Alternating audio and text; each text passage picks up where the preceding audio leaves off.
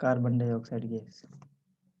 और साथ में हमने ये भी देखा था कि इसके लिए डेल्टा एच सी, इसकी वैल्यू हमने देखी थी 393.5 किलो जूल। ये कल हमने ऐसा देखा था। इसका मतलब अगर कार्बन को बर्न करते हैं, कार्बन कितना लेना है, अनलिमिटेड काउंट में कार्बन नहीं लेना है, इसकी भी क्वांटिटी फिक्स है। कितना लेना है इसको, 1 मोल लेना है, 1 मोल ऑफ कार्बन। ठीक है, अगर 1 मोल ऑफ कार्बन को बर्न करते हैं in the presence of oxygen और in the excess of oxygen, तो ये कंप्लीटली बर्न होगा। कार्बन क्या होगा, कंप्लीटली बर्न होगा ऑक्सीजन की प्रेजेंस में। क्या कौन सी गैस प्रोड्यूस करेगा, कार्बन डाइऑक्साइड गैस प्रोड्यूस करेगा। साथ में हीट भी जनरेट होगी। कितनी हीट जनरेट होगी, 393.5 किलो जूल। कितना कार्बन बर्न करना है हमें, 1 मोल ऑफ कार्बन बर्न करना है। तो 1 मोल ऑफ कार्बन का मतलब कितना है, 12 ग्राम ऑफ कार्बन। इतने कार्बन को हमें बर्न करना है, तब इतनी एनर्जी निकलेगी। अब मुझे बताओ बच्चों, अगर मैं हाफ मोल कार्बन को बर्न करता हूँ, कितना बर्न करता हूँ, हाफ मोल कार्बन को बर्न करता हूँ, तो डेल्टा एच सी की वैल्यू क्या होगी, बता सकते हो आप, जल्दी से बताओ बच्चों।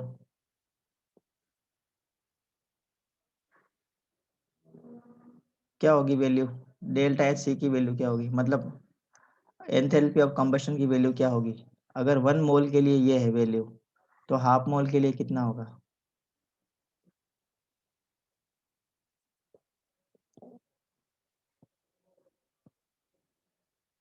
यस, इसको डिवाइडेड बाय 2 कर देंगे, इस वैल्यू को क्या कर देंगे, डिवाइड बाय 2 कर देंगे, है ना। तो देखो अदिति ने आंसर लिखा है 196.7, माइनस में आएगा ये।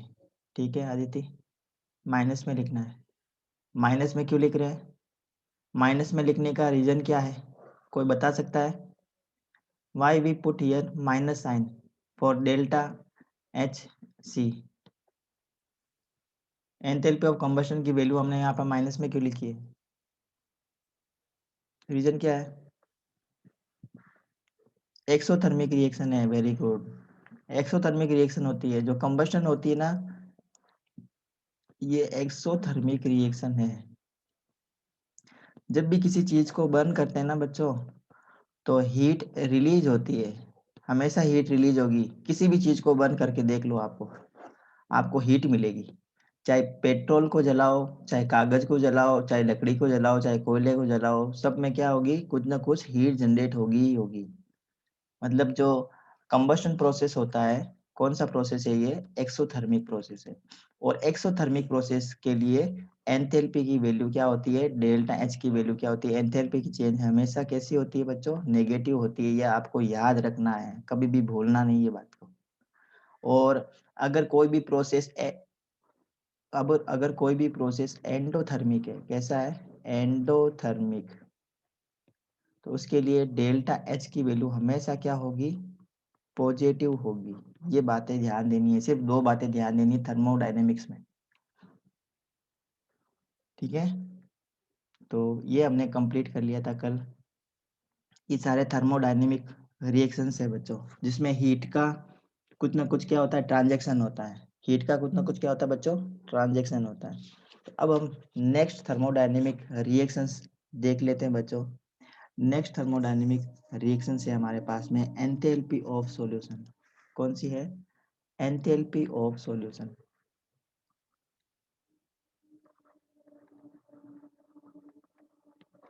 Enthalpy of solution. अब सबसे पहले तो आपको ये जो सॉल्यूशन है ना, इसका मीनिंग पता होना चाहिए। What is the meaning of solution, meaning of solution. सबसे पहले आपको जब सॉल्यूशन का मीनिंग पता चल जाएगा, तब आपको एंथैल्पी ऑफ सॉल्यूशन भी समझ में आ जाएगा। तो सॉल्यूशन का मतलब क्या होता है, सॉल्यूशन का मतलब है बच्चों, सोल्यूट को किस में मिक्स कर दे हम, सॉल्वेंट में मिक्स कर दे, तो उसे हम क्या बोलते हैं बच्चों, सॉल्यूशन। अब ये सोल्यूट क्या होता है, इसके बारे में आपको पता होना चाहिए। What is solute, which is which is dissolve, which is dissolve, or which has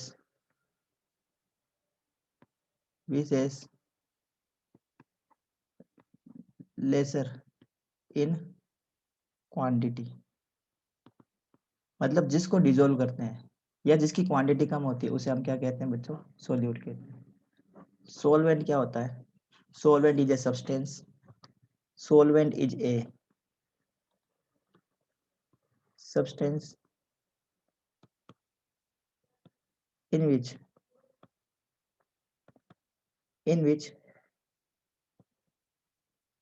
the other are dissolved, in which the other are dissolved, जिसमें दूसरे को डिजोल्व किया जाता है। दूसरा कौन है? दूसरा का मतलब है यहाँ पे सोल्यूट, मतलब ऐसा सब्सटेंस जिसके अंदर हम मिक्स करते हैं उसे हम क्या कहते हैं? सोलवेंट कहते हैं। अब जो सोलवेंट है ना, जनरली इसकी जो क्वांटिटी है ना वो ज्यादा होती है। ये कैसा होता है? लार्ज इन क्वांटिटी होता है। एक बहुत ही सिंपल एग्जांपल बता रहा हूँ बच्चों, डेली लाइफ से रिलेटेड एग्जांपल आपको बता रहा हूँ सॉल्यूशन का, ध्यान देना। सोल्ट सॉल्यूशन, सोल्ट सॉल्यूशन, और एक और एग्जांपल मैं बता देता हूँ आपको। मैं बता रहा था कि जो सॉल्यूशन है ना, वो देखो एग्जांपल दिया था मैंने सोल्ट सॉल्यूशन का, या फिर एक एग्जांपल ले लेते हैं शुगर सॉल्यूशन। ये दोनों ही सॉल्यूशन, दोनों से टाइप के सॉल्यूशन आप लोगों को पता होगा। जब हम सोल्ट सॉल्यूशन बनाते हैं तो हम क्या करते हैं बच्चों? पानी के अंदर सोल्ट डालते हैं, पानी ले लेते हैं, पानी ले लिया गिलास के अंदर, इसमें हमने क्या डाल दिया? 1 टीस्पून सोल्ट डाल दिया या 2 टीस्पून सोल्ट डाल दिया और इसको डिजोल्व कर दिया, इसको हिला लिया तो सॉल्यूशन बन गया। इसमें देखो ज्यादा क्वांटिटी किसकी है? ज्यादा क्वांटिटी किसकी है? वाटर जो है ना वो लार्ज क्वांटिटी में है, तो वाटर किसका काम करेगा बच्चों? सोलवेंट का काम करेगा। सोल्ट है ना, सोल्ट हमने कितना लिया था? 1 टीस्पून लिया था, तो सोल्ट की क्वांटिटी कम है तो सोल्ट किसकी तरह बिहेव करेगा? सोल्यूट की तरह बिहेव करेगा। इसी टाइप से हम जब शुगर सॉल्यूशन बनाते हैं तो क्या पानी और शुगर सेम क्वांटिटी में लेते हैं क्या? शुगर और वाटर क्या हम सेम क्वांटिटी में लेंगे क्या? जैसे ये मैंने ले लिया 100 ml वाटर, तो क्या शुगर को भी मैं 100 ग्राम शुगर लूंगा क्या बच्चों? अगर 100 ग्राम शुगर को 100 ml पानी में डिजोल्व करना चाहूंगा तो सॉल्यूशन बनेगा ही नहीं, ये डिजोल्व नहीं होगी, नहीं होगी ना, शुगर पूरी भीगेगी नहीं पानी से। 100 ग्राम शुगर बहुत ज़्यादा होती है, और 100 ml पानी की जो क्वांटिटी है आप लोगों को पता होगा कितनी होती है। ठीक है, अगर इन दोनों को मिक्स करना चाहे तो इन दोनों को मिक्स करके हम सॉल्यूशन नहीं बना सकते बच्चा, इन दोनों से हम सॉल्यूशन नहीं बना पाएंगे। तो अगर हमें सॉल्यूशन बनाना है ना, शुगर का सॉल्यूशन बनाना है तो शुगर की क्वांटिटी कम लेनी होगी हमें, है ना? शुगर की क्वांटिटी कम लेनी होगी और वाटर की क्वांटिटी हमें क्या लेनी होगी? ज़्यादा। तो वाटर किसकी तरह बिहेव करेगा? सोलवेंट की तरह बिहेव करेगा। शुगर किसकी तरह बिहेव करेगी? सोल्यूट की तरह बिहेव करेगी। दोनों को मिक्स कर देंगे तो क्या बन जाएगा? शुगर सॉल्यूशन बन जाएगा। समझ में आया आपको? समझ में आ गया बच्चों? ठीक है, तो हम क्या पढ़ रहे थे? एंथैल्पी ऑफ सॉल्यूशन पढ़ रहे थे। तो ध्यान से सुनेंगे बच्चों, डेफिनेशन सुनेंगे आप लोग एंथैल्पी ऑफ सॉल्यूशन की। The enthalpy of solution of a substance in a particular solvent is defined the enthalpy change when 1 mole of substance is dissolved in specific amount of solvent। देखो मैं आप यहाँ लिख के बता देता हूँ। एंथैल्पी, ये हम पढ़ रहे थे, हमारा टॉपिक है एंथैल्पी ऑफ सॉल्यूशन। देखो शॉर्ट में मैं यहाँ पे लिख रहा हूँ, इसकी डेफिनेशन में शॉर्ट में लिख रहा हूँ। Enthalpy change, enthalpy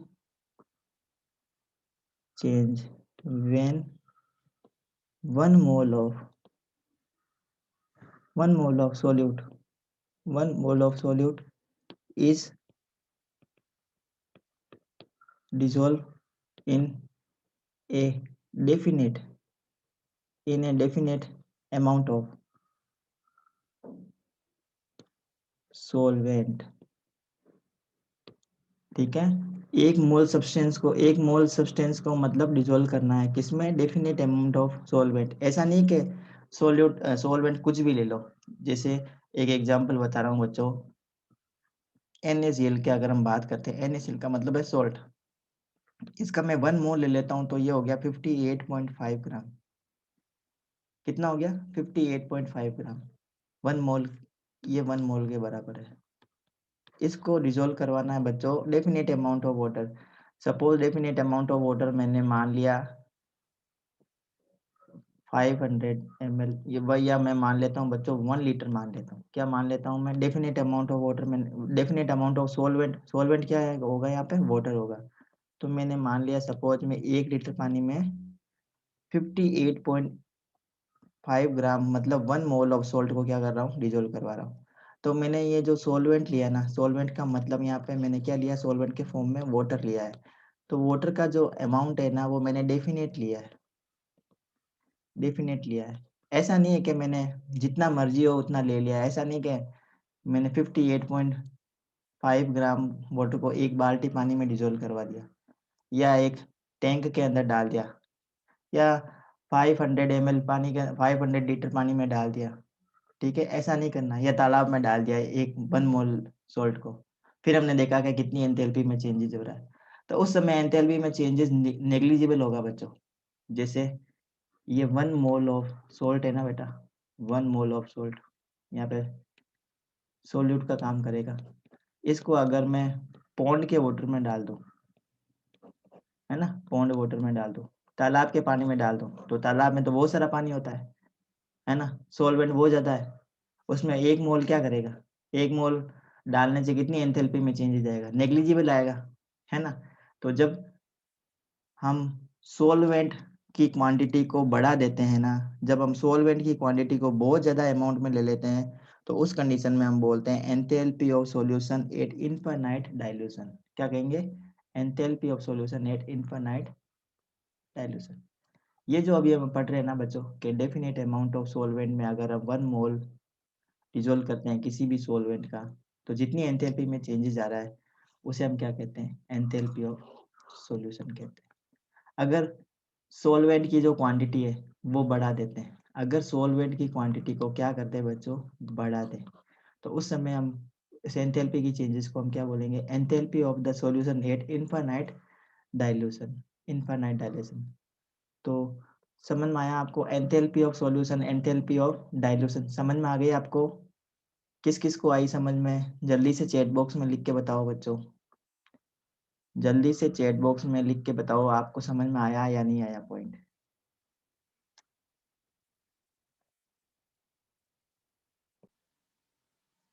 enthalpy of atomisation, enthalpy of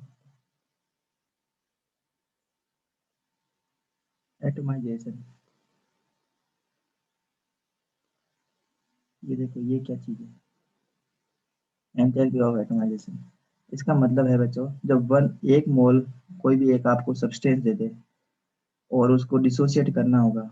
एक मोल आपको कोई सब्सटेंस दे देंगे और उस एक मोल सब्सटेंस को आप डिसोशिएट करेंगे। डिसोशिएट किस में करेंगे? उसके एटम्स में डिसोशिएट करेंगे। तो एटम्स में डिसोशिएट करने से जितनी एंथैल्पी चेंज होती है उसे हम क्या कहते हैं? Enthalpy of atomisation. तो डेफिनेशन है, when 1 mole of given substance dissociate into its gaseous atom.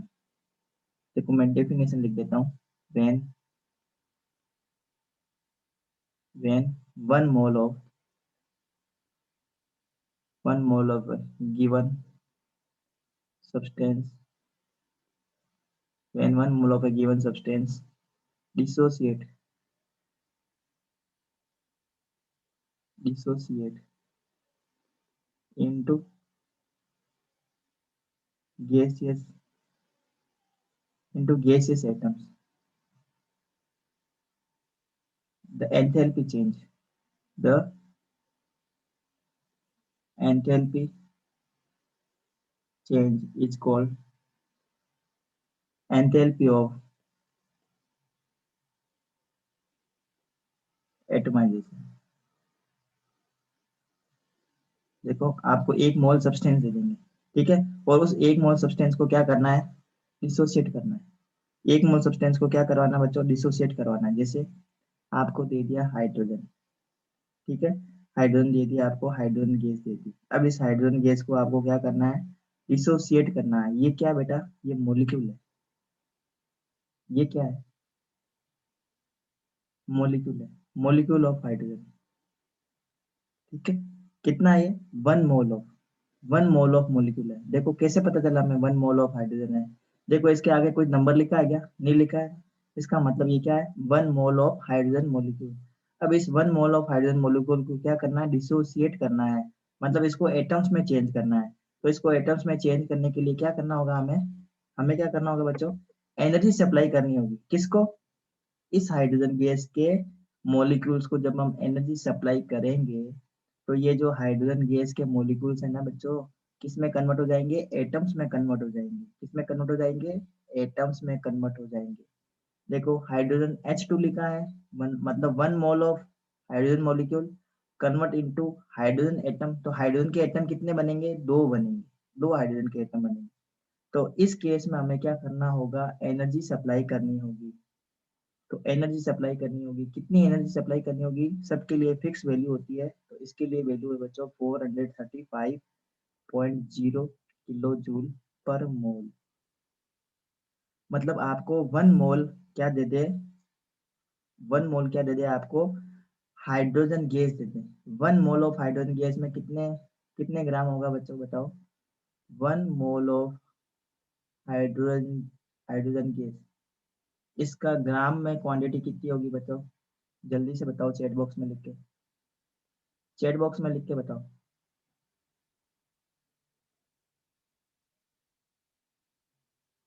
1 mole hydrogen gas, Divya गलत है बेटा, हाइड्रोजन का बोला है बेटा, हाइड्रोजन का।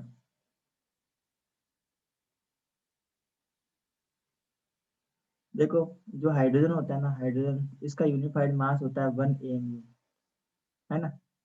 तो यहाँ पे H2 है ना, तो 1 × 2 हो गया, तो कितना हो गया, 2 MU। इसको ग्राम में रिप्रेजेंट कर देंगे तो क्या हो गया, 2 ग्राम। देखो पायल ने एकदम सही बताया, 1.99। तो ये बेटा 1.99, 1.99 है ना, इसको हम क्या मानेंगे, 2 ग्राम। ठीक है, 2 ग्राम मान लेंगे, मतलब 2 ग्राम आपको हाइड्रोजन गैस देती है। कितनी दे दी आपको, 2 ग्राम हाइड्रोजन गैस दी। अब इस 2 ग्राम हाइड्रोजन गैस को आपको क्या करना है, हीट सप्लाई करनी है।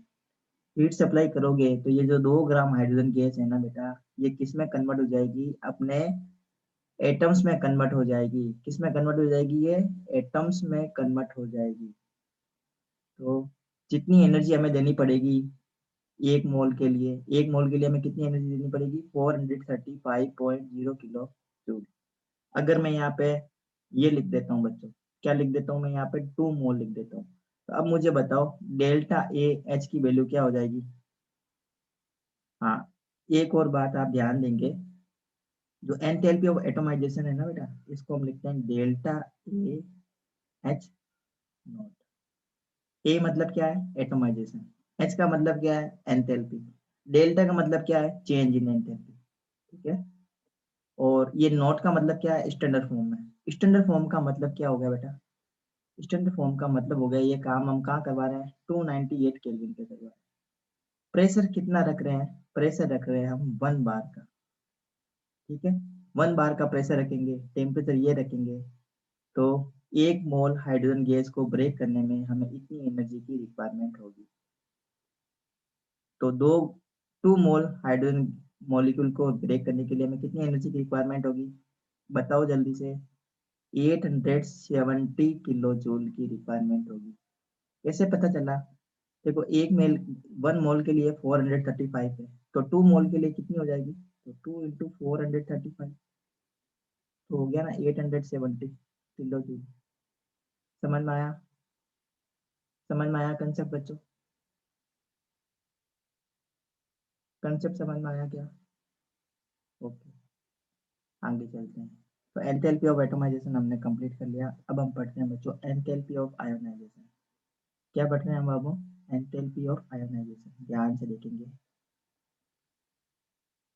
Enthalpy of ionisation.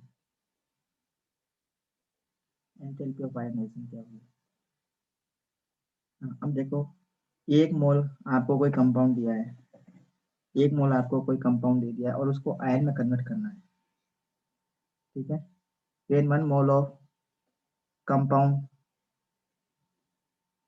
when one mole of compound is dissociate into its ion, then the amount of enthalpy change is called enthalpy of ionization। तो मैं लिख देता हूँ यहाँ पे, डेफिनेशन लिख देता हूँ बच्चों। when one mole of compound one mole of compound is dissociated into into ions, then enthalpy change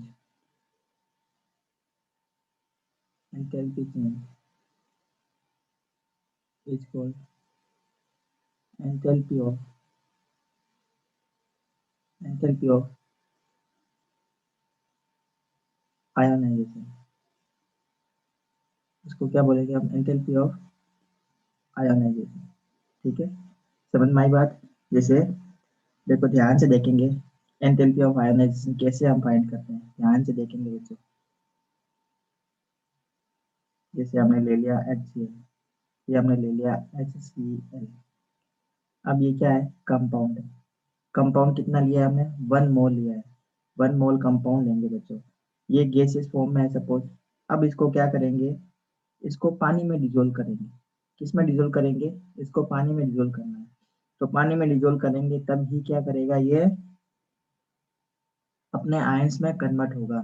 तो ये पानी में डिजोल्व करेंगे तो ये पानी में स्प्लिट हो जाएगा।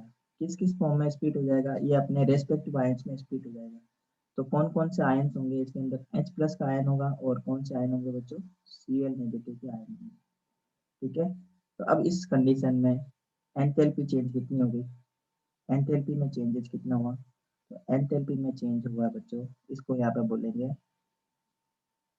आयन, और यहाँ पे H नोट लगा देंगे, इक्वल टू, यहाँ पे ये जो वैल्यू निकल के आ रही है, ये आ रही है -75.2 किलो जूल पर मोल, ठीक है। तो इस ये वैल्यू क्या हो जाएगी बच्चों? Enthalpy of ionisation. Enthalpy of ionisation समझ में आया आपको? एंथैल्पी ऑफ आयोनाइजेशन समझ में आ गया?